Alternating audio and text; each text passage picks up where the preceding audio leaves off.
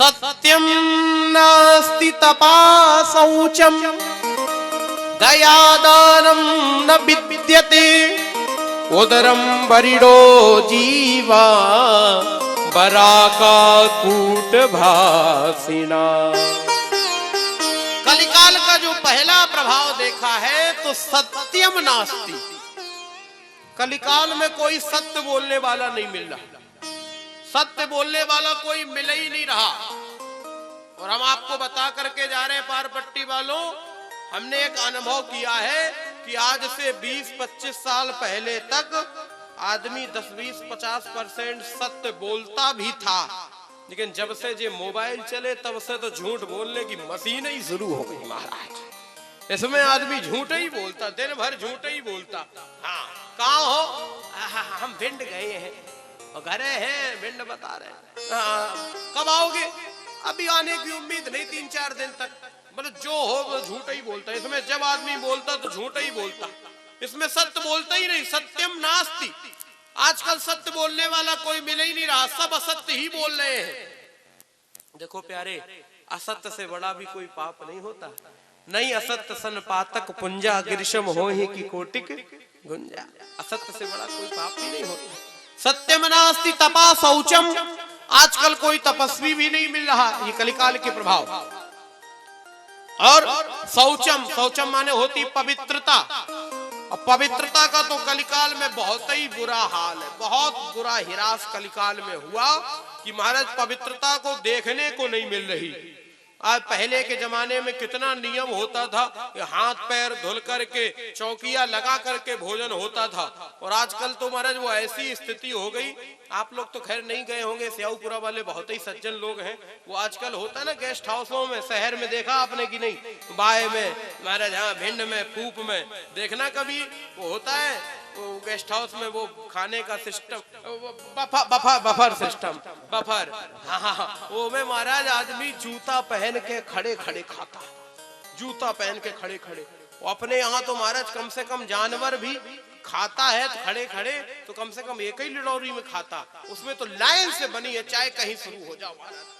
बहुत बुरी हालत, ना कोई हाथ धोए, ना पाए धोए, ना कोई राम राम करे, और आओ बोलो शुरू हो जाओ। पहले आप लोग बताओ ना, आप लोग जब कभी जाते थे, कोई बुलाता था तो वो दरवाजे पे मिलता था, बैठाता था, भैया बहुत देर में आए, बैठो। अबे हम जाने नहीं देंगे, देखो बैठना पड़ेगा। हाँ अभी जाने नहीं देंगे, बैठो, चाय मंगाए, पानी, चाय, क्या क्या लोगे, भोजन करना, अभी अभी नहीं रुकोगे, रुकना पड़ेगा, जाना पड़ेगा, जाने नहीं देंगे। पहले बड़े प्रेम से आदमी बुलाता था।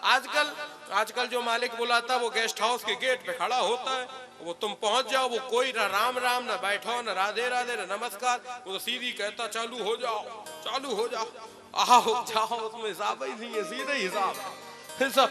हमारे यहाँ देखो, मैं हंस के जरूर कह रहा हूँ, लेकिन वेद कह रहा है अन्न शुद्धि मन शुद्धि। वेद कह रहा है जैसा खाएगा अन्न वैसा बनेगा मन। अब अन्न ही शुद्ध नहीं है तो मन काहे को शुद्ध होगा। अब आदमी कहता कोरोना काहे को आ गया, कोरोना नहीं आएगा तो क्या आएगा, दिन भर जब उल्टा सीधा खाओगे। ये आजकल तो कितनी बुरी हालत है, तो अन्न का ह्रास बहुत हो रहा, पवित्रता देखने को नहीं मिल रही। सत्यम नास्ति तपा शौचम दया दानम न विद्यते, दया भी नहीं मिल रही और दान भी नहीं दिखाई पड़ रहा।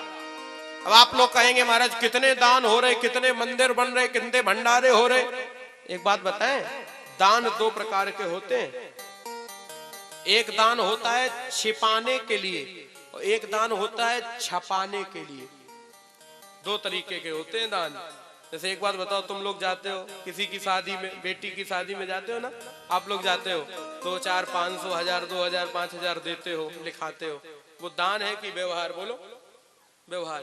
अच्छा, तो भगवान के मंदिर में आप गए, भगवान का मंदिर बन रहा था, आपने 5000 रुपए दिए और हमारा 500 का पत्थर लगाओ, पत्थर में हमारा नाम सबसे बड़ा होना चाहिए।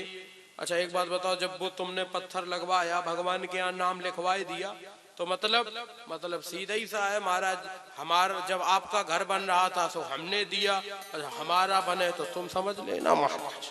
व्यवहार है, वो दान नहीं है। दान का अर्थ तो हमारे गुरुदेव भगवान कहते थे कि जब दान देने जाओ तो दान देने की वस्तु अगर उल्टे हाथ में हो तो दान देते समय सीधे में नहीं करना चाहिए। कहीं हाथ बदलने में मन ना बदल जाए। बात तो ये है, अकबर के दरबारी कवियों में एक कवि हुए अब्दुल रहीम खाना रहीमदास जी महाराज। उनकी एक आदत थी कि वो रोज खैरात बांटते थे। उनके धर्म में खैरात बोलते हैं, हमारे यहाँ दान बोलते हैं।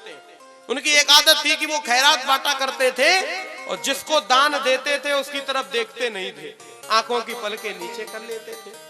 तो एक दिन बिंदु कवि ने उन्हें 2 पंक्तियां लिखी और उनसे पूछा, महाराज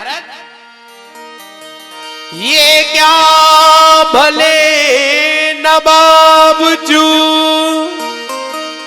ये कैसी देनी देन, ए नवाब जू ये कैसा दान है, ज्यों ज्यों कर ऊंचे करो त्यों त्यों नीचे, जैसे जैसे हाथ ऊपर करते हो दान देने के लिए वैसे वैसे आंखों की पलकें नीचे कर लेते हो, ये कैसा दान है।